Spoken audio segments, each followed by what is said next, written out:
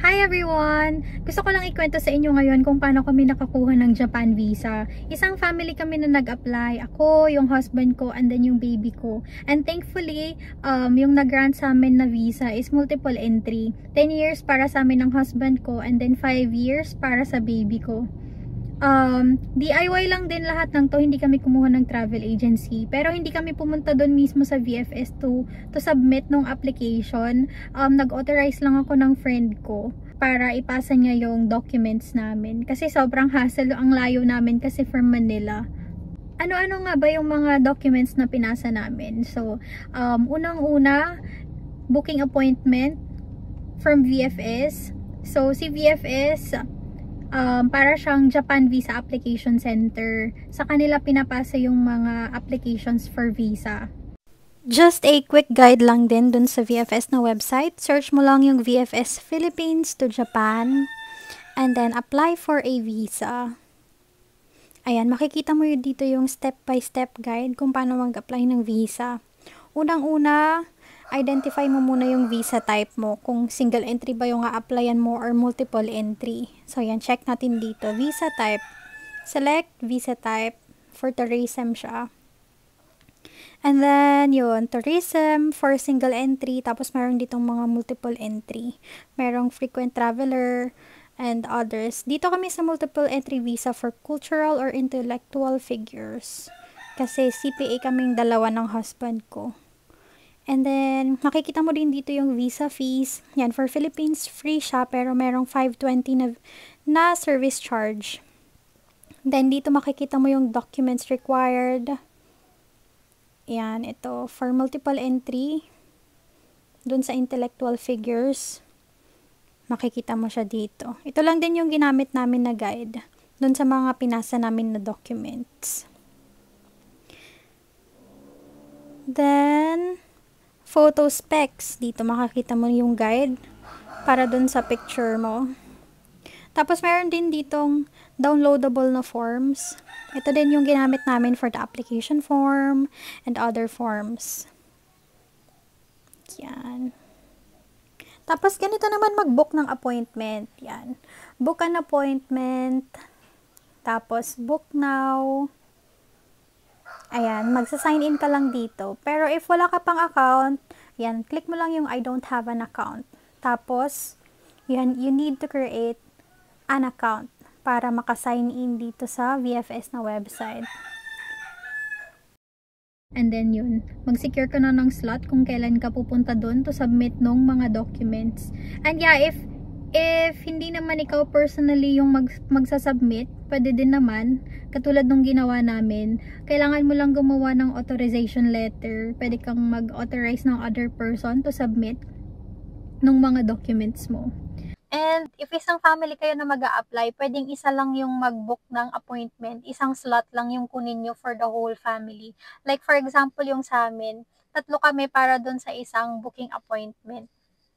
And yung binayaran pala namin dun sa VFS, 890 pesos yung total. 520 para sa VFS service charge, and then 370 pesos para sa courier fee. Optional naman yung courier fee if gusto mong ipa-deliver yung passport mo sa bahay nyo mismo para at least hindi na kayo babalik dun sa VFS para kunin yung passport. Meron din silang mga additional services na pwede nyong i-avail dun sa website nila if gusto nyo. Pwede nyong i-check dun. Next is application form. Galing din siya dun sa VFS na website. Makikita mo siya dun. Dun sa website nila meron tong mga downloadable forms. So yun, sobrang dali lang i-fill out yung application form nila kasi 2 pages lang siya, and then onti lang din yung hinihingi nila na details. And then next is passport size na photo.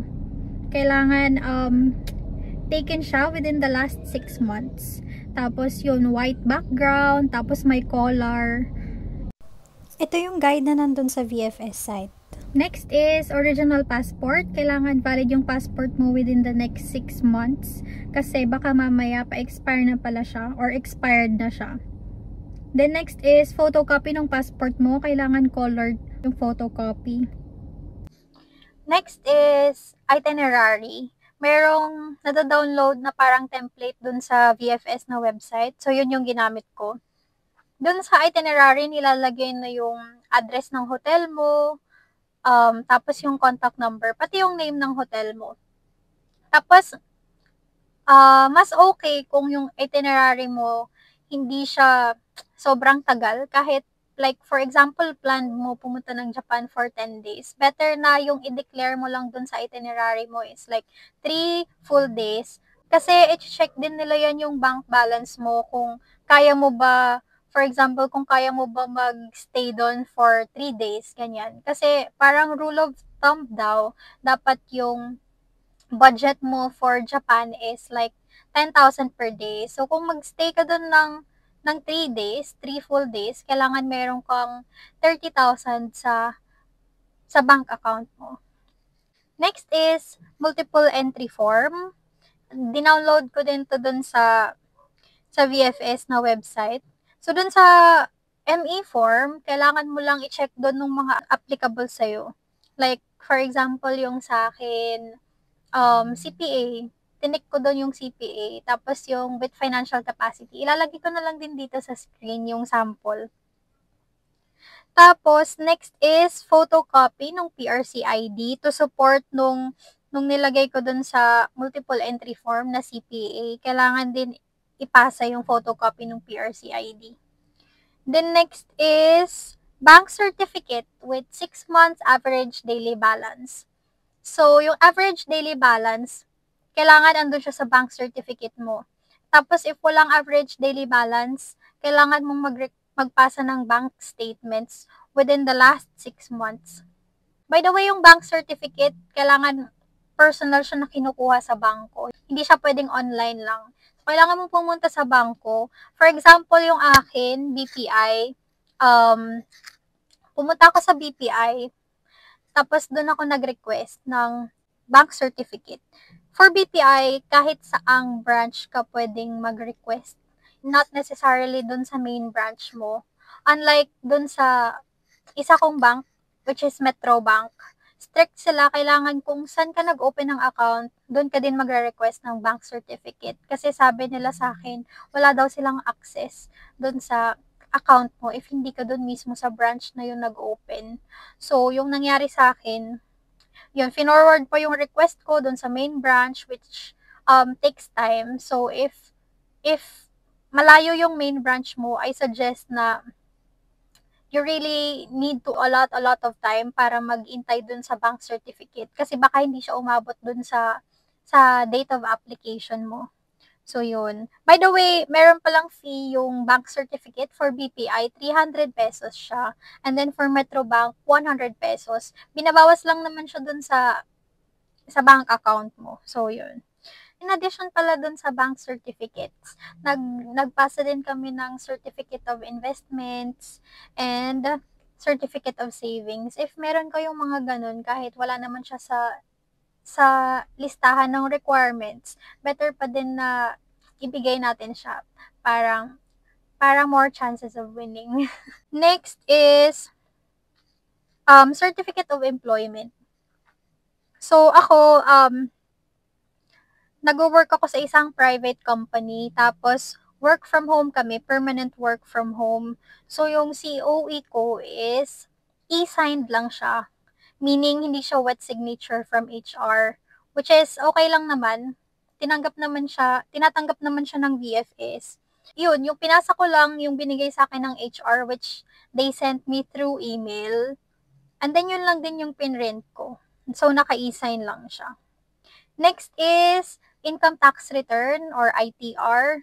Yung sa akin is BIR form number 2316. So, for ITR, e-signatures lang din siya. Hindi siya wet signature. Next is, if married kayo, original copy of marriage certificate from PSA.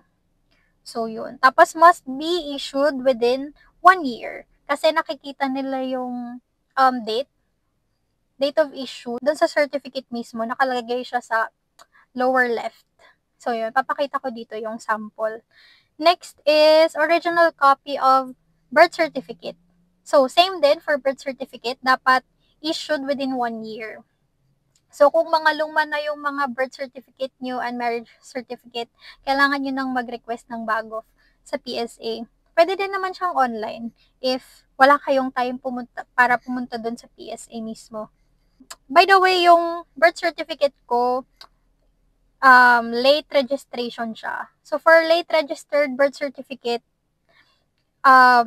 meron silang additional na requirements, which is Form 137 and baptismal certificate. So, yung Form 137 ko, nirequest ko pa siya dun sa school ko, nung high school. And then, for baptismal certificate naman, photocopy lang din yung binigay ko. Buti na lang meron pa kaming copy. And then, if wala na kayong copy ng baptismal certificate nyo, pwede nyo din naman siyang i-request dun sa simbahan kung saan kayo bininyagan. Next is authorization letter para dun sa friend ko na magpapasa ng documents namin sa VFS. So, for the authorization letter, kahit isa lang na authorization letter for the whole family. And then, head of the family yung gagawa ng letter and siya na lang din yung paperma nun. So, yun, wet signature siya. And then, next, PSA authorization letter and COE authorization letter. Nada-download tong mga PSA and COE na authorization letter doon sa VFS na website. So, yun lang din yung ginamit ko. Additional requirements lang siya ni VFS. Lastly is cover letter. Hindi naman siya required yung cover letter, pero kung may kulang dun sa requirements na hinihingi nila, kailangan mong gumawa ng cover letter to explain kung bakit yun, bakit may kulang. Para naman dun sa baby ko, yung mga pinasa namin are application form, tapos yung passport size na photo, and then passport, original passport, then photocopy ng passport, tapos PSA birth certificate din. And then, letter of guarantee. So, yun. Yung letter of guarantee, nada-download din siya galing doon sa VFS na website. So, yun lang din yung ginamit namin. Yung husband ko yung guarantor. So, siya yung pumirma doon sa mga form niya. Yun lang naman yung mga pinasa namin na documents. Sobrang thankful kami kasi 10 years yung nag-grant sa amin na visa. And then, hindi na namin kailangan mag-apply ng Japan visa for the next 10 years. So, kayo, if plan nyo mag-apply ng Japan visa, I suggest na multiple entry agad yung applyan nyo para at least, kung hindi man kayo ma-approve sa multiple entry, at least single entry yung mag-grant sa inyo. So, yun lang naman. Good luck sa mga visa application nyo if meron man. And then, if hindi man multiple entry, kahit single entry, okay lang yun. At least, makakapag-Japan pa din, di ba? So, yun. Thank you for watching. See you on the next one. Bye-bye!